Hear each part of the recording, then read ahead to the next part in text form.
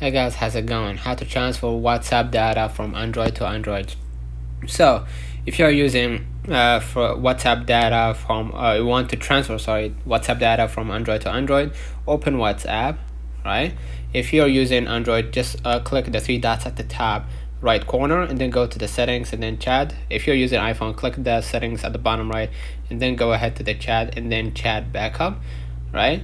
And then basically tab backup to create a backup on Google Drive. Make sure that you're signed in with your Google account and you have enough space, right? And then install WhatsApp on the new device. Download and install WhatsApp from the Google Play Store on your Android device, and then verify your phone number, and then restore the backup after verifying your phone number.